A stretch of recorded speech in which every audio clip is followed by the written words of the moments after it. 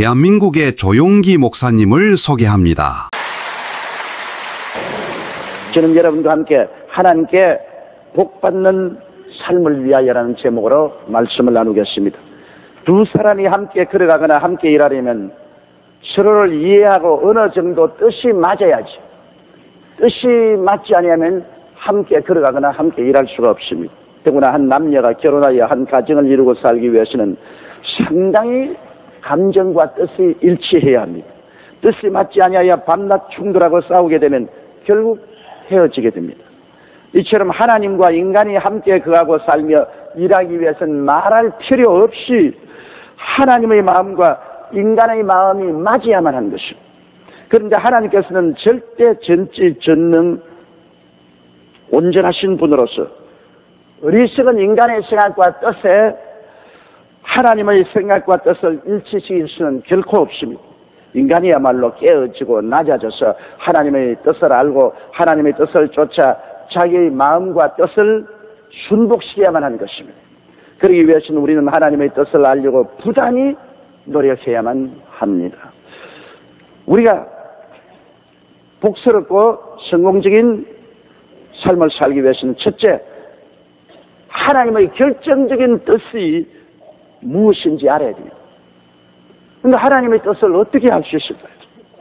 하나님의 뜻은 우리 주 예수 그리스도를 통해서 우리에게 밝히 보여주셨습니다. 히브리서 1장 1절로 3절에 보면 옛적에 선지자들로 여러 부분과 여러 모양으로 우리 조상들에게 말씀하신 하나님이 이 모든 날 마지막에 아들로 우리에게 말씀하셨으니 이 아들을 만유의 후사로 세우시고 또 저로 말미암아 모든 세계를 지으셨느니라. 이는 하나님의 영광의 광채시요 그 본체의 형상이시라.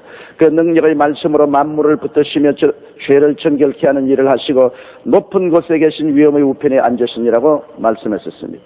그러므로 우리는 하나님의 뜻을 알고 그 뜻에 서서 하나님과 함께 동행하고 살기 위해서는 말할 필요 없이 하나님의 성경 말씀을 상고해야 되는데, 그러나 우리의 가슴에 확 닿게 하나님의 뜻을 대낮같이 깨닫기가 굉장히 힘이 듭니다. 우리가 하나님 말씀을 읽지만은 그러나 상당히 경험이 많고 하나님 말씀을 잘 아는 사람 이외에는 하나님 말씀을 읽어도 이것이 정말 내게 무슨 의미가 있는지 이해하기가 곤란할 때가 많습니다. 그러나 우리가 틀림없이 하나님의 뜻을 알 수 있는 것은 예수 그리스도를 통해서 우리 하나님이 주시는 말씀인 것입니다. 예수님은 육으로 오신 하나님이시며 예수님의 일구수 일투족은 보탬도 뺨도 없는 하나님의 행하시는 것입니다. 그러나 결정적인 우리에 대한 하나님의 뜻은 십자가 대속에서 분명하게 나타나 있습니다. 요한복음 6장 38절로 39절에 내가 하늘로서 내려온 것은 내 뜻을 행하려 함이 아니요 나를 보내신 이의 뜻을 행하려 함이라. 나를 보내신 이의 뜻은 내게 주신 자 중에 내가 하나도 잃어버리지 아니하고 마지막 날에 다시 살리는 것이라고 말한 것입니다. 예수님이 오셔서 말하시고 생활하시고 십자가에 못 박여 죽었다가 부활하신 것은 우리에 대한 하나님의 결정적인 뜻을 밝히 보여주는 행위인 것입니다. 그러므로 우리는 예수 그리스도의 십자가 대속을 통하여 우리에 대한 하나님의 뜻을 틀림없이 알 수 있습니다. 조금도 의심할 수, 흔들리지 아니하고 명명백백하게 하나님의 뜻을 알고 이것은 하나님의 뜻이니 나는 동남풍이 불고 서북풍이 불어도 흔들리지 않은, 눈에는 아무 전가 안 보이고 귀에는 아무 소리 안 들려도 나는 흔들리지 않는다. 누가 내게 무슨 말을 해도 어떤 부정적인 일이 생겨나도 나는 흔들리지 않는다. 이것만은 내게 대한 하나님의 뜻이다. 이렇게 확실히 알 수 있는 뜻이 있습니다. 그것은 죄에 대한 하나님의 뜻입니다. 예수님이 십자가에 못 박여 몸을 찢고 피를 흘린 것은 우리의 일생의 죄악을 다 청산하고 우리를 거스리는 이문에 선 정신 율법을 제하여 버리고 하나님의 용서와 사랑을 받게 하는 뜻이 거기에 나타나 있는 것입니다.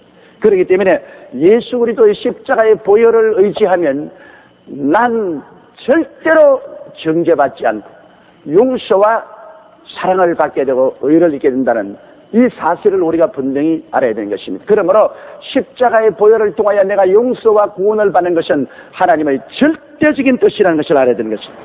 누가 뭐라고 말해도 그리스도의 십자가 보혈을 의지하는 사람은 용서받고 의롭다함을 얻고 구원을 받게 되는 것입니다.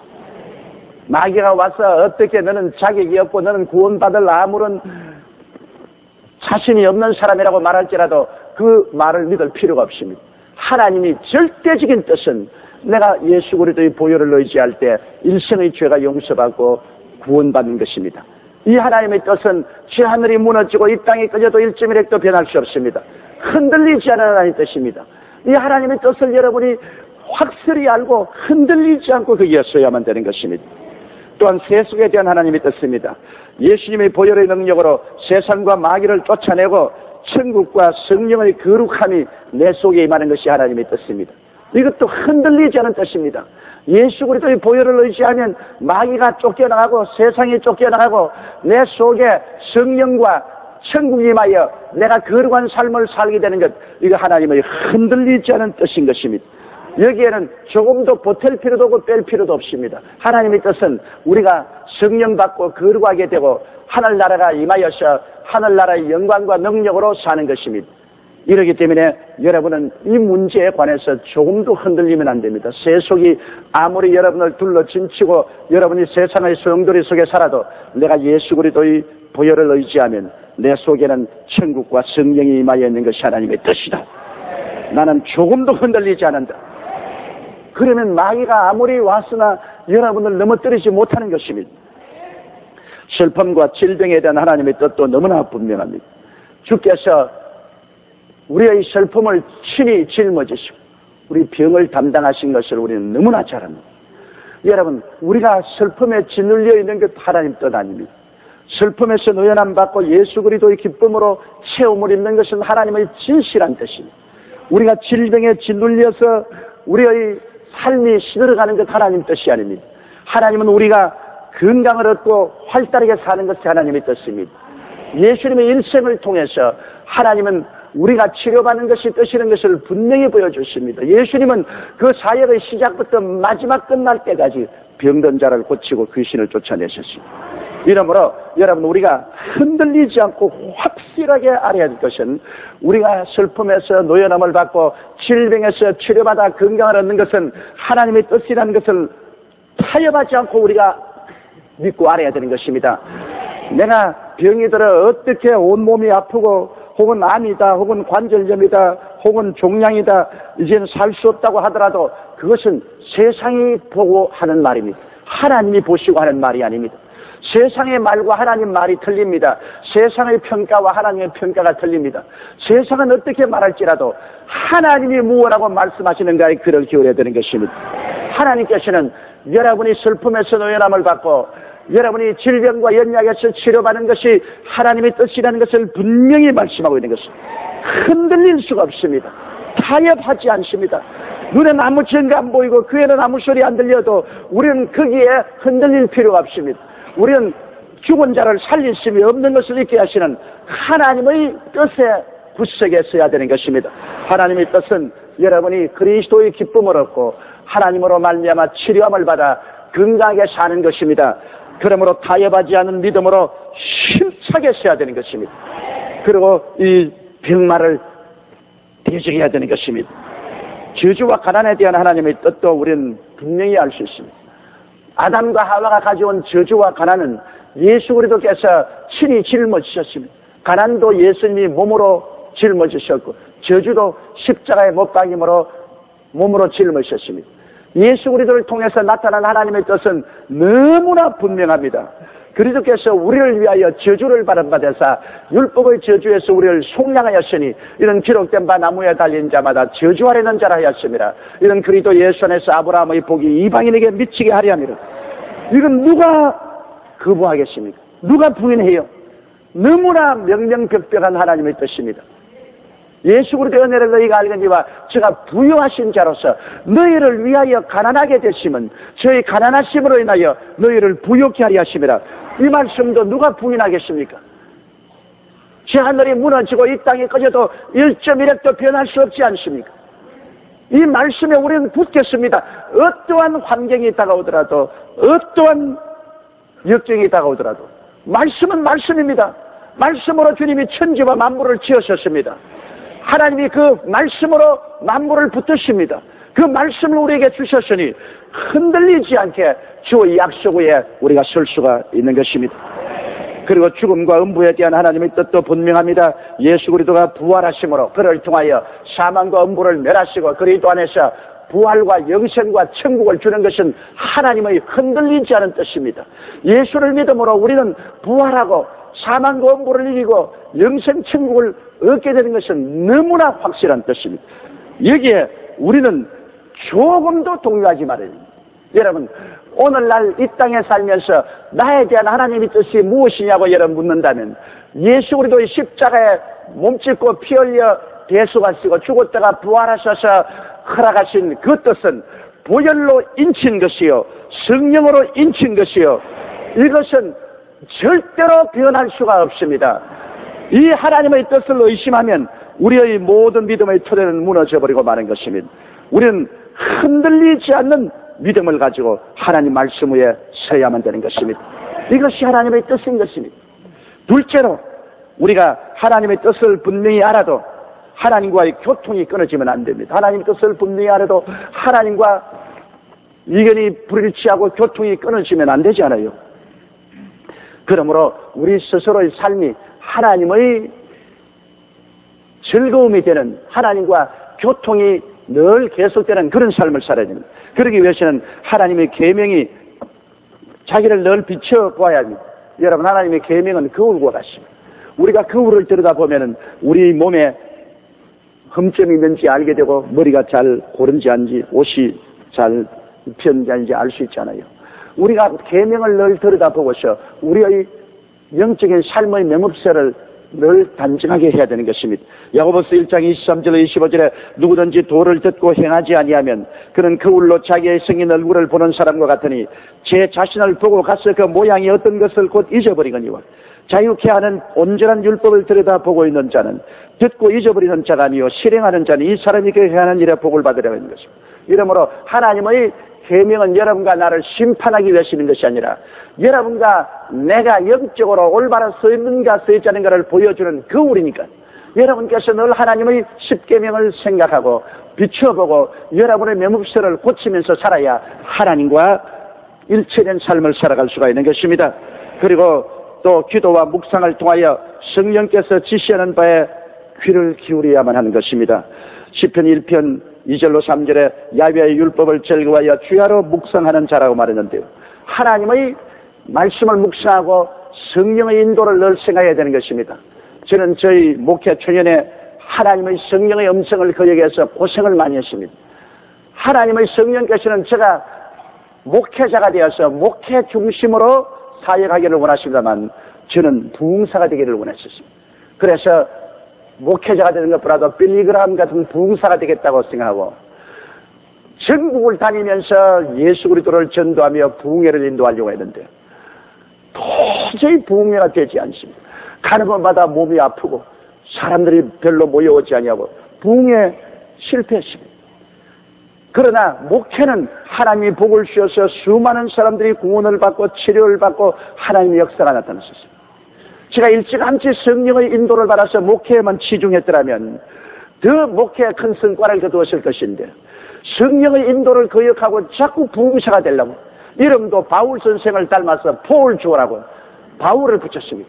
나중에 하나님이 너는 바울이 아니다 다윗처럼 나라를 건설하는 교회를 세우는 사람이니까 이름이 바울이 아니라 다윗으로 고쳐라고 하나님 말씀하셔서 그래서 다윗으로 고쳤습니다. 이와 같이 여러분 목회를 하면서도 성령의 인도를 받지 아니하고 내가 원하는 대로 하려고 하다가 성령과 씨름하고 성령을 거역해서 고생하는 일이 많습니다. 우리는 그렇기 때문에 늘 성령님의 인도를 받아야 됩니다. 주를 섬겨 금식할 때 성령이 가라사대 내가 불러 시키는 일을 위하여 바나바와 사울을 따로 세우라고 안디옥 교회에 바울이 기도할 때 하나님이 그렇게 말씀하셨습니다. 이러므로 우리도 언제나 성령께서 우리 마음속에 무엇라고 말씀하시는가 거기에 대해서 깊이 귀를 기울여야 되는 것입니다. 그리고 범죄나 불순종은 철저히 회개하고 버려야 됩니다.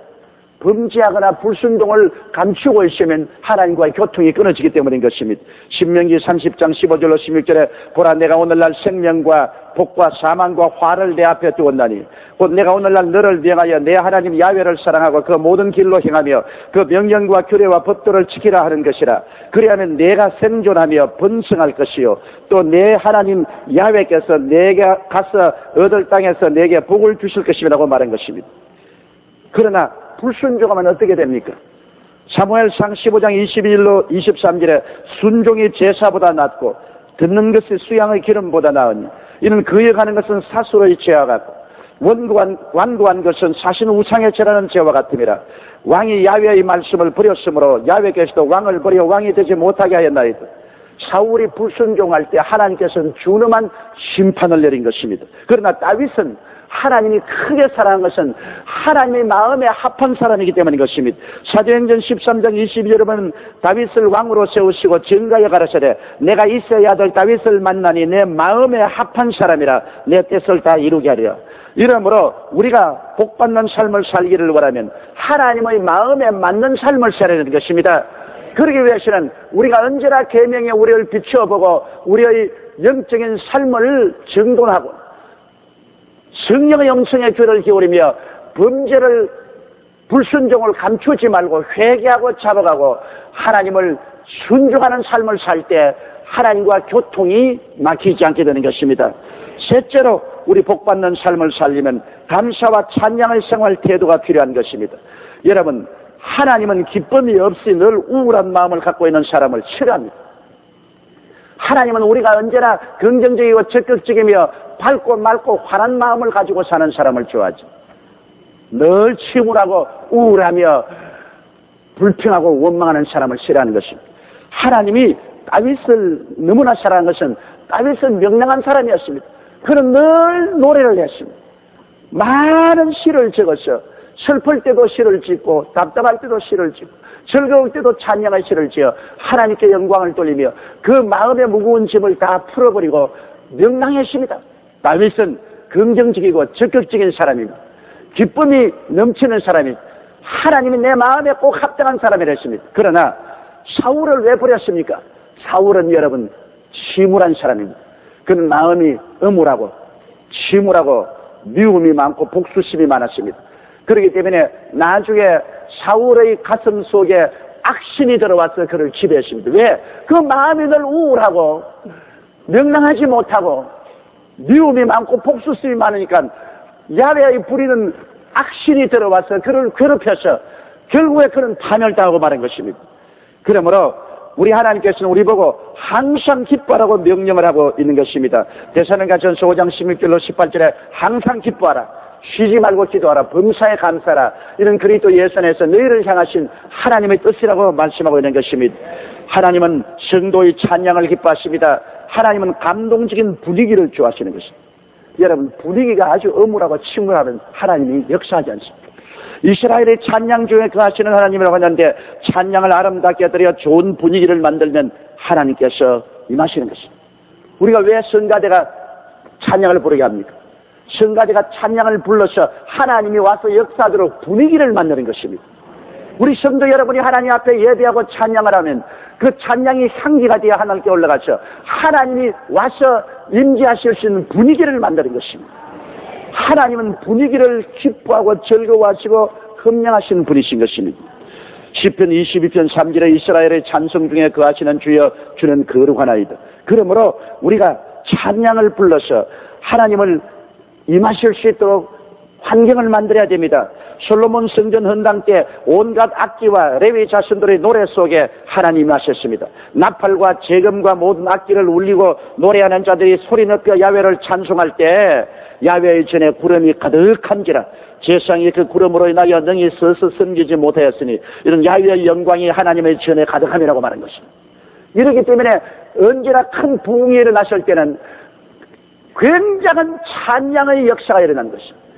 성가대도 찬양을 열심히 부르고 성도들도 모두 뜨겁게 열렬히 찬양을 부를 때 야훼의 영광이 임하시고 거대한 부흥이 일어난 것입니다. 찬양이 사라지면 하나님의 임재도 사라져버리고 마는 것입니다. 그러므로 하나님의 임재하심과 찬양은 너무나 깊은 연관성이 있습니다. 여호사밧이 모압과 암몬과 마온 연합군이 침공해 오자 두려워서 그는 어찌할 바를 몰랐습니다. 그럴 때 야훼 하나님께서 전쟁은 야훼에게 속했으니 믿음으로 나가라고 하며 여호사밧이 성가들을 만들어서 전쟁에 나갔습니다. 백성으로 더불어 인원하고 노래하는 자를 택하여 거룩한 예복을 입히고 군대 앞에서 행하며 야훼를 찬송하여 이르기를 야훼께 감사하세 그 자비하심이 영원하도다 하였더니 그 노래와 찬송이 시작될 때 야훼께서 복병을 두어 유다를 치러온 암몬 자손과 모압과 세일선 사람을 치게 하심으로 저희가 패하였다고 말한 것입니다. 이러므로 여러분, 우리 하나님의 임재하심과 우리 노래와 찬양과 감사는 지대한 관계를 가지고 있습니다. 마음이 우울하고 침울하며 원망과 불평과 탄식을 가지고 고통하면 하나님은 구만리 장천으로 떠나시는 것입니다. 우리가 어려움을 당할수록 고통에 빠질수록 노래를 불러야 되는 것입니다. 찬양을 불러야 돼요. 영광을 하나님께 돌려야 됩니다. 그러면 하나님이 찾아오시는 것입니다. 좋을 때만 찬양하지 말고 슬플 때도 찬양하고 편안할 때 찬양하지 말고 환난을 당했을 때도 찬양을 불러야만 되는 것입니다. 감사할 줄 아는 사람을 하나님이 좋아하십니다. 또한 인간은 너무나 쉽게 감사를 잊어버리고 불평을 말합니다. 이스라엘 백성들은 그 많은 하나님의 도우심과 기적을 체험하고도 당장 어려움이 닥치면 그냥 하나님을 원망하고 불평했습니다. 어제까지 좋다고 야른 법석을 하다가 오늘 어려움을 당하면 그만 어제에 대한 감사는 다 잊어버리고 그 자리에서 하나님을 원망하고 불평하고 탄식했습니다. 그렇기 때문에 하나님이 이스라엘을 미워하고 버린 것입니다. 고린도전서 10장 10절로 11절에 저희 중에 어떤 이들이 원망하다가 멸망시키는 자에게 멸망하였나니 너희는 저희와 같이 원망하지 말라. 저희에게 당한 이런 일이 거울이 되고 또한 말세를 만난 우리의 경계로 기록하였느니라고 말한 것입니다. 이러므로 여러분, 원망이나 불평이나 탄식은 하나님의 코의 연기입니다. 하나님은 아주 미워하십니다. 몸서리칩니다. 우리는 원망할 때나 탄식할 때가 다가올지라도 오히려 하나님 앞에 기도하고 찬양하고 감사를 드리면 하나님이 기뻐하셔서 찾아오시는 것입니다. 시편 50편 23절에 감사로 제사를 드리는 자가 나를 영화롭게 하라니 그 행위를 옳게 하는 자에게 내가 하나님의 구원을 보이려고 하는 것입니다. 하나님의 구원의 손길이 필요하면 우리가 찬양해야 돼요. 이러므로 우리가 긍정적이고 적극적이며 밝고 맑고 환한 마음의 태도를 가지고 하나님을 예배하고 기뻐하고 찬양하며 하나님이 행하신 모든 일들을 기억하고 감사를 드릴 때 이러한 사람을 하나님이 크게 기뻐하시고 이런 사람과 같이 하여 주시는 것입니다. 넷째로 우리가 하나님께 복받는 삶을 살려면 강력한 기도가 있어야 됩니다. 그냥 희미한 기도가 아닙니다. 강력한 기도 말입니다. 확고한 결단과 단호한 믿음의 표시로서 강력한 기도를 해야 되는 것입니다. 마가복음 11장 22절로 24절에 예수께서 대답하여 저에게 이르시되 하나님을 믿어라. 내가 진실로 너희에게 이르노니 누구든지 산들어 들려 바다에 던지우라 하며 그 말하는 것이 이룰 줄 믿고 마음에 의심치 아니하면 그대로 되리라. 그러므로 내가 너희에게 말하니 무엇이든지 기도하고 구한 것은 받은 줄로 믿어라. 그래야만 너희에게 그대로 되리라. 받은 줄로 믿을 수 있을 정도 강한 기도를 하라. 강한 기도를 해서 마음속에 눈에는 아무것도 안 보여도 이미 받은 줄로 확신이 올 수 있는 그런 기도를 하는 거죠. 여러분, 강력한 기도가 마귀의 진을 부셔뜨립니다. 마귀가 우리를 도적질하고 죽이고 멸망시키기 위해서 둘러 진칠지라도 강력한 기도는 이 마귀의 진을 부셔버리는 것입니다. 에베소서 6장 10절로 12절에 정말로 너희가 주 안에서와 그 힘의 능력으로 강건해지고 마귀의 괴계를 능히 대적하기 위하여 하나님의 전신갑주를 입으라. 우리의 씨름은 혈과 육에 대한 것이 아니요 정사와 권세와 이 어두움의 세상 주관자들과 하늘에 있는 악의 영들에 대한 것입니다. 우리는 마귀와 귀신들에 대해서 싸우는 것이기 때문에 강력한 기도를 해야 되는 것입니다. 누가복음 18장 과부의 기도를 통해서 우리는 배울 바가 많습니다. 이 불의한 재판관, 하나님도 무서워하지 아니하고 사람을 무시하는 피도 눈물도 없는 몰인정한 이 재판관 앞에 불쌍한 과부가 나가서 내 원수에 대한 원한을 갚아달라고 기도할 때 그는 단호한 결단을 했습니다. 이 과부는 살든지 죽든지 흥하든지 망하든지 성하든지 쇠하든지 나는 응답받아야 되겠다. 나는 뒤로 물러갈 수 없다는 단호한 신념을 가졌습니다. 그리고는 그런 강력한 요구를 내십니다. 그냥 슬쩍슬쩍 기도한 것이 아닙니다. 그런 강력하게 내 원수에 대한 원한을 갚아주소서. 내 원수에 대한 원한을 갚아주소서. 그런 부르짖고 통곡하며 목이 쉬도록 외치면서 강력히 요구했습니다. 그리고 그는 쉬지 않고 강청했습니다. 조금 하다가 말한 것이 아닙니다. 아침도 점심도 저녁도 쉬지 않고 강청을 했습니다. 내 원수에 대한 원한을 갚아주소서. 그리고 그는 결코 낙심치 않은 인내력을 가졌습니다. 봄이 오고 봄이 가고 여름이 오고 여름이 가고 가을이 오고 가을이 가고 겨울이 오고 겨울이 가도 뒤로 물러가지 않습니다. 강력한 인내력을 가지고 메어달렸었습니다. 그러니까 이 불의한 재벌관이 말했습니다. 이 여자가 밤낮 와서 나를 괴롭힘으로 내가 그를 응답해 주겠다 했습니다. 누가복음 18장 7절로 8절에 하물며 하나님께서 그 밤낮 부르짖는 택하신 자들의 원한을 풀어주시지 아니하겠느냐, 저희에게 오래 참으시겠느냐, 내가 너희에게 이르노니 속히 그 원한을 풀어주시랴. 그러나 인자가 올 때 세상에 믿음을 보겠느냐 하시니라. 여러분, 에레미야서 33장 3절에 말한 것처럼 너희는 내게 부르짖으라. 내가 내게 응답하겠고 크고 비밀한 일을 내게 보여주리라. 여기에 부르짖으라는 것은 강력한 기도를 말하는 것입니다. 그래서 희미한 기도, 자는 것도 아니고 깨는 것도 아닌 그런 상태에서 하는 기도, 그런 것 아닙니다. 강력한 기도입니다. 단호한 마음의 결단을 가지고 강력히 요구하며 쉬지 않고 강청하며 결코 낙심치 않은 인내력을 가지고 밀어 제끼면 원수의 담도 무너지고 하나님의 응답도 우리에게 다가오게 되는 것입니다. 새해 하나님과 동행하고 하나님께 복받는 삶을 살기 위해서는 하나님의 뜻을 분명히 알고 모든 죄와 불순종을 회개하고 감사와 찬양의 삶의 태도를 가지며 강력한 기도, 인내하는 기도가 있으면 하나님의 영광이 이 한 해 동안 충만하게 될 것입니다. 예레미야서 29장 11절로부터 14절의 말씀을 다시 한번 기억하십시다. 나 야훼가 말하노라. 너희를 향한 나의 생각은 내가 하나니 재앙이 아니야 곧 평안이요 너희 장래에 소망을 주려 하는 생각이라. 너희는 내게 부르짖으며 와서 내게 기도하면 내가 너희를 들을 것이요 너희가 전심으로 나를 찾고 찾으면 나를 만나리라. 나 야훼가 말하노라. 내가 너희에게 만나지겠고 너희를 포로된 중에서 다시 돌아오게 함. 내가 쫓아보내었던 열방과 모든 것을 모아 사로잡혀 떠나게 하던 본 곳으로 돌아오게 하리라. 야훼의 말이니라 하셨느니라. 이와 같은 하나님의 기적이 여러분의 삶 속에 이루어지게 되실 것입니다. 다 같이 고개 숙여 기도드리겠습니다. 거룩하시고 영광스러우신 우리 아버지 하나님, 우리가 새해를 영광스럽게 하나님과 동행하며 살기 위해서 예수 그리스도 안에서 나타난 아버지 하나님의 뜻을 분명히 알게 도와주시옵시고 흔들리지 않고 그 뜻에 서게 도와주시고 모든 죄와 불순종을 철저히 회개하여 던져버리고 우리의 삶의 태도가 감사와 찬양의 삶을 가지고 긍정적이고 적극적이며 밝고 맑고 환한 삶을 살게 도와주시옵소서. 강력한 기도, 인내하는 기도를 통하여 마귀의 진을 회파하고 하나님께 나아가 하나님과 함께 동행함으로 우리 영혼이 잘되고 범사가 잘되며 강건하고. 할렐루야. 아멘. 목사님 감사합니다. 구독과 좋아요는 제작하는 데 힘이 됩니다. 감사합니다.